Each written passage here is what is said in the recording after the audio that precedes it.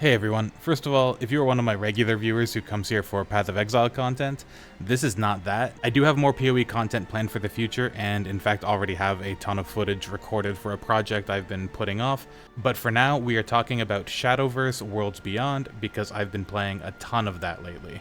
I've been playing so much, in fact, that I just hit Master Rank after starting a week late into this very short season, and I did it playing exclusively Stormhaven.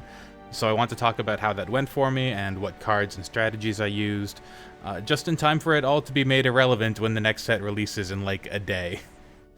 This next part of the video is unscripted and unedited just because I wanted to record it as soon as I hit Master Rank before playing any more matches. Okay, so I am Master Rank. You can see I'm at 0 Master points, so I've played 0 games in Master. I'm in Ruby. I just fell out of Sapphire during my critical trial for Master. Haven is just not very good, so it's hard to maintain anything above Ruby, honestly. And if we go to home screen and then profile, you can see I have played nothing but Haven. Only Haven. 448 wins to reach Master. And if we go to group records, you can see how well or poorly I've been doing. Basically, very little time in Emerald. Not much time in Diamond either, usually floating somewhere between Sapphire and Ruby. Very little time in Topaz. Spent like a little bit of time in Diamond, but not enough for this to really be considered a Diamond-worthy deck at all. And if I go to cards, this is the deck list that I made it to Master with. Hit View Deck. And I have changed this a lot. I've been tinkering with this a ton, and I will go over the reasons why I do or don't play every single card in here, but this is the list at the moment. And actually, if you want a QR code for the deck, there it is. So like I said, I've been tinkering with the deck a lot along the way, just trying to find the best fit for the meta. At the beginning, I was playing a more aggressive deck, just trying to get as many Storm Amulets onto the board, then detonate them with Skullfane of Demise, then do it again by playing Rodeo on 8 into another Skullfane the next turn. The deck list looked something like this. I don't remember the exact deck, but this is pretty close to what I was running in the beginning. This worked well enough for the first little while, and I used some version of this until somewhere around B or A rank, and hadn't looked at any other deck lists until that point. At some point, I started running into a lot of really durable or evasive boards like the Amelia plus Luminous Magus combo, and needed a way to clear them, so I decided to give Unholy Vessel a shot. I didn't like this card at first because taking a turn just to clear and do nothing else felt like too much of a tempo loss when the opponent usually just plays a new, better board on the next turn anyway. Plus, I was playing a more aggressive version of Haven, and I didn't want to be removing my own followers either, but at this point I just needed a way to deal with Sword being by far the most common craft anyone was playing, so that's when I decided to take a look at other deck lists and what other people were doing with Haven. I learned about timing countdown amulets to sync with Olivia or Jean, and basically copied a net deck at first, but very quickly decided to modify it. So now is a good time to go into all the cards I chose to run and why. This is the current list that I hit Master Rank with. Winged Statue is part of the win condition and is 1 cost, so it's an auto 3 of. Serene Sanctuary is one of the only ways this deck draws cards and is also only 1 cost, so it's another auto 3 of. Mind You, I originally hesitated to include and wasn't convinced until I tried it out and experienced just how silly it is against Runecraft when combined with Darkhaven Grace. Mind You is the biggest early game threat available to the deck and doesn't require an amulet cooldown, so at this point I'm running 3 copies. Alright, quick little editing break there. I decided to turn down the music a little bit. I thought it was a little bit loud. Darkhaven Grace, while it is a very good card and you definitely want to see it early, especially if you have Mind You in hand, you basically never want to have 3 of these on board, meaning the 3rd copy is always a brick if you draw it. Even 2 of these on board can be too much clutter sometimes, but you can at least work around it. If you go first against Rune and play turn 2 Mind You into turn 3 Darkhaven Grace, that Mind You is going to deal at least 7 face damage to the Rune player before they can clear it, unless they used their +1 on turn 1 to play an early 2-2, but then they can't use it on turn 4 for Anne and Greya. The most face damage I've done in one game with a single Mind You is 16. Seems pretty solid for a 2-drop. But even if you don't have Mind You, Darkhaven Grace is still pretty flexible. It helps you clear followers, it helps your followers stick, helps you do face damage, and heals you. At its absolute worst, it can be used with 1 spare mana at the end of a turn to heal you for 1. Pact of the Beast Princess is more of a defensive card that helps you either clear the enemy board early or put pressure on the opponent to actually play out some of the cards in their hand to deal with the Tiger. It isn't really part of the win condition, but sometimes with a Jean buff, it can be just difficult enough to clear that it sticks around for one more turn to get a direct attack in.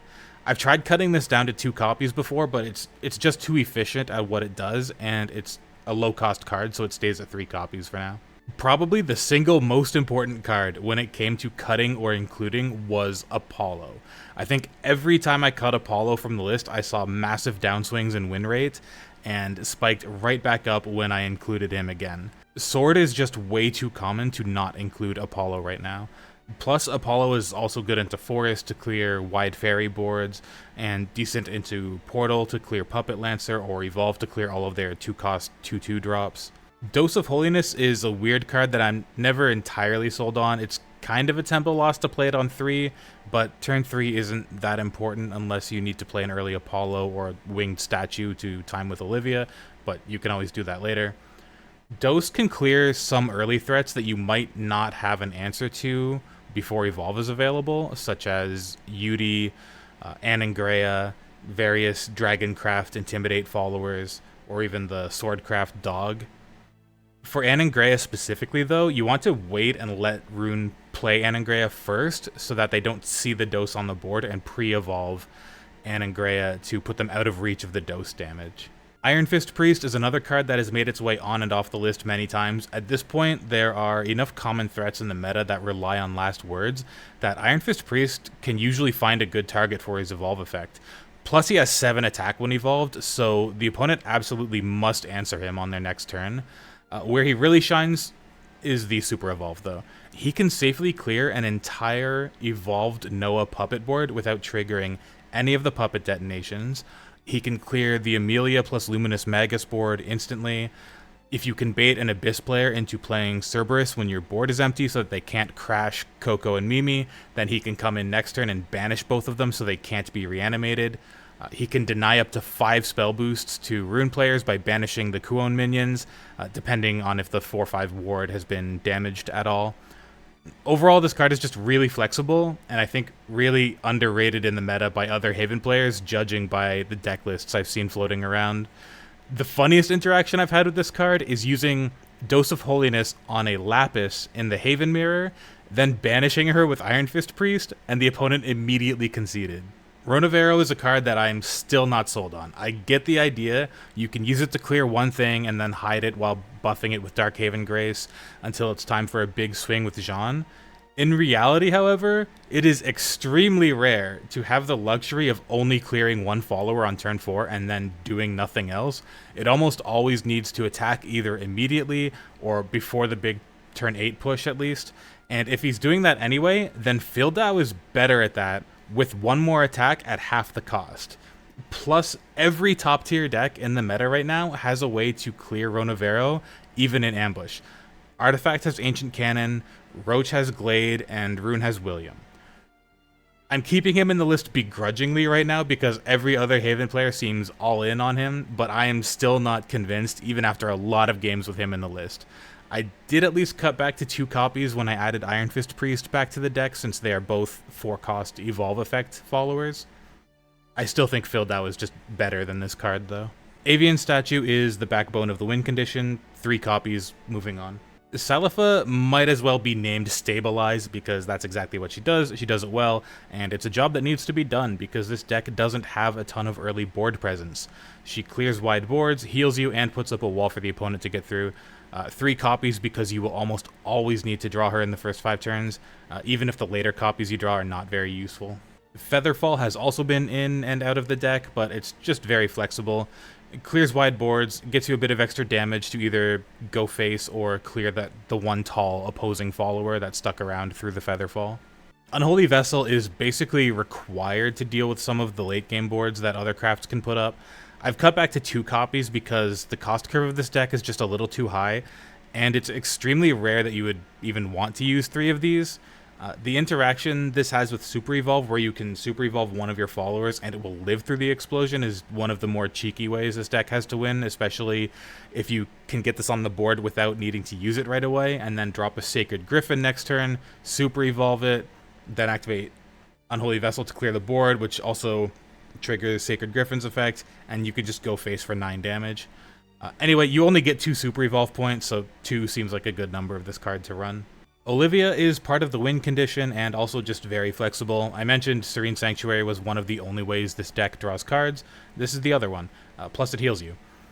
Then we've all seen what the double Super Evolve on Olivia can do, but the really nice thing for this deck is if you time one of your Storm Amulets to pop on the same turn you drop Olivia, then you can use that extra Super Evolve to go face and still have 2 play points left over from the Olivia refund to do something else, or you can use them on Darkhaven Grace to buff your Storm follower before the face attack. This usually softens up the opponent just enough for the Jean follow-up in the next 2 turns to seal the deal. Rodeo has also been in and out of the deck. Originally, he was part of the win condition with Skullfane. Now I play him as a one-of, since the situations where he is necessary are pretty niche, but he can clear boards that are otherwise tricky to deal with, like an entire Orcus board, all while giving you a backup plan with an instant 3 amulets on board. Sacred Griffin is a backup win condition, hits face hard, only 1 copy because the curve is already top-heavy. 2 copies might be justifiable. Lapis has even fewer situations where she is good than Rodeo, but she is an insurance policy for games that look like they will drag on forever.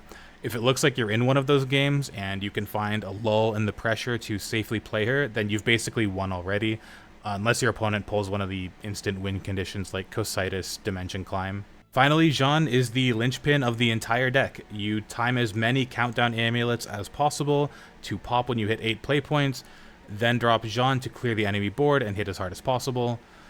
3 copies of her despite being 8 cost because you absolutely must draw her, and the more copies you have of her in the late game, the better. The big problem with this strategy is that it's probably the most telegraphed win condition in the entire game. Your opponent can see exactly what turn your amulets are going to pop and prepare for it or race you.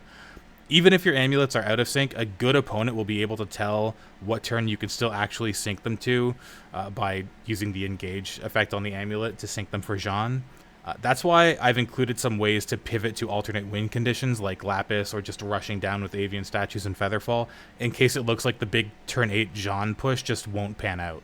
Now for the cards I'm not using, I'm mostly only going to go over the cards that could actually fit in the deck so that we're not here all day. Bellringer is very good, and I was playing it for a long time. It adds some much needed draw to the deck, and you can actually turn her into a threat by buffing her with Darkhaven Grace. She's not in the deck right now, but you could easily justify including her. It's more a question of what I could cut at this point. Ruby is also just universally good. I used to run her instead of Minyu until I learned just how good Minyu can be. She fits better in decks that heavily rely on drawing specific combo pieces, though. This deck has enough ways to pivot strategies that she isn't really necessary. Fildao, I am still convinced, is strictly better than Ronavero, and I was running 3 copies of him for a long time. This is probably the top contender of any card to be added back into the deck, at least until the new set releases. Fox of Purity is just worse Bellringer. Sarissa doesn't do anything. This isn't a control and heal deck, so Ariat doesn't fit. No need for Detective or Detective's Lens because this deck has no trouble clearing enemy wards. Seraphic Tidings and Adventurer's Guild are 3-mana do-nothing cards. They just don't fit the deck that really needs to start either setting up countdowns for a late-game push or just setting up early pressure. These cards just do not fit the deck at all. Angelic Prism Priestess, I used to run 3 copies of. It's a good way to thin the deck and potentially draw your win conditions, but a 3-mana 2/2 just feels too weak when the early meta is so aggressive right now from everything except Rune. Holy Shield Maiden has been in and out of the deck, good card, but how good it is depends more on what your opponent does than what you do, and it's never good to give your opponent more control. This is going to be a very good card in the Wardhaven deck next set, though. Divine Thunder I've tried, but turn 4 is too important for this deck to start setting up win conditions. If you really need this effect in the deck, then Rodeo's Super Evolve effect is exactly Divine Thunder, and he's already in the deck. There isn't anything Divine Thunder clears earlier than Rodeo that you couldn't also clear with Dose of Holiness or Apollo or Fildau or Ronavero or Salafa. I've seen some other Haven players running Reno, but I think this card sucks. The Super Evolve effects in this deck are too valuable to waste, and at best, that Clash effect is going to deal 3 face damage. Goblin Foray makes no sense when the board space is used by amulets, not a control deck, so Radiant Guiding Angel and Soul Cure Sister don't fit. Skullfane I've already talked about. It used to be my win condition. With how the meta has shifted, I've thought about going back to it a few times, but I think this version of the deck is a little more consistent. I've seen other Haven players run Maiev to recur Unholy Vessel. I think this is more of a control Haven thing. For this deck, she just looks like a more expensive extra copy of Vessel. And that's basically it for all the possible inclusions. I managed to make it to Group A final stage of the Grand Prix with this deck, going 4-1 in Stage 1 and then 5-0 in Stage 2, but sadly only went 2-2 in the final stage. So for this next section of the video, I'm just going to talk about the matchups while I show some replays in the background. I think all of these replays are from those Grand Prix matches. The funny thing about all of this is that back in original Shadowverse, I was a Bloodcraft aggro player, and Haven is one of the crafts I hated the most, only behind Dragon. But Bloodcraft is gone now, and the engage mechanic on amulets made Haven a lot more interesting to me. You basically always have a backup plan for your play points if you have nothing in hand that fits the situation. Despite that though, like I said in the earlier clip, Haven is not very strong right now. I think this deck has decent matchups into Portal, Rune, and Sword, but it's probably just slightly disadvantaged against all of them, unless going first against Rune with Mind You and then you just slap them around. Roach Forest, however, is a completely unwinnable matchup for this deck unless they entirely brick, and unfortunately, Roach is the strongest deck in the format, and almost never bricks because they draw so many cards. Forest just does not care about anything this deck does. Wards don't matter because Lily or Bale clear them. Healing doesn't matter because Forest just waits until they have full lethal in hand, and their win condition happens earlier and more consistently than ours does. The upcoming Ward Haven deck looks strong against Roach, but I suspect it will fold to Portal and maybe even Rune. Abyss also feels like a kind of unwinnable matchup for this Stormhaven deck most of the time, unless they just don't draw Cerberus. They put up too much early pressure for us to sit around playing countdown amulets, and then they use Cerberus to either finish us off or heal any of the damage we managed to get in with Olivia, so the Jean push is just never enough for lethal. I haven't entirely pinned down why this matchup is so bad like I have with Roach, but I know my win rate against Abyss is very low. Still, at least this deck solidly has advantage against Dragoncraft, regardless of the Dragon build. Pretty much the only way you lose to the current iteration of Dragon is to assume you are fighting Face Dragon and not put enough pressure on them early when it turns out to be Ramp Dragon, and they've already started ramping. But just in general, it's a good idea against either form of Dragon to just start putting pressure down right away so that you can contest the Face Dragon on the board and just pressure Ramp Dragon if that's what you happen to be fighting. Face Dragon will usually lose to this deck just because we can stabilize with things like Salafa or just a little bit of healing from Darkhaven Grace and Olivia. We can clear the Intimidate followers pretty easily, like Apollo clears the 1/1s, Dose clears Unevolved Forte, Fildau or Ronavero clear Evolved Forte, Unholy Vessel clears everything. There's just a lot of ways for this deck to deal with Face Dragon, and usually they lose the race just because we do similar damage back and forth, but we heal and they don't. And speaking of Dragon, this isn't really about the matchups, but I did mention earlier that in Shadowverse 1, I just really hated Dragon, and I know there's a very prominent content creator out there who has recently mentioned that he doesn't get why so many people really dislike Dragon, and I just wanted to give my opinion on that as someone who really dislikes Dragon. It's really just that when Dragon is good, Dragon is usually not good, but when Dragon is good, it's just like the most miserable, toxic, unfun things to play against, and we're already seeing a bit of that in the next set. I don't think Dragon is going to be necessarily good in the next set, but they did reveal that card that increases the cost of everything in the opponent's hand, and I think that is just like the most toxic thing that was ever in Shadowverse, because the onus it places on the opponent to play around it is so much higher than just playing that card and saying, haha, your stuff costs more. The requirement to play around something like that, you basically have to plan entirely different turns and even entirely different curves if you know that's what you're going up against, like for every turn, just in case that happens. And it almost doubles the complexity of every turn where that effect is available. And beyond that, when they don't have that effect, and it's just, when it's Ramp Dragon that's good, it's just not interesting to play against because you're just coin flipping. Did they draw their ramp cards and did they cheat to their win condition before you were able to do anything about it? Yeah, they won. There's like, when Ramp Dragon is good, you're just coin flipping. There's almost never anything you can really do to influence how that match is going to go. It's just what cards you draw. And more importantly, what cards they draw. Anyway, that's enough ranting about Dragon. That's not what this video is about, and that's mainly Shadowverse 1 stuff anyway. This last part of the video I was going to do in-game, but the game is currently down for maintenance, I'm guessing for the release of Infinity Evolved, so I'll just keep playing the replays I already recorded.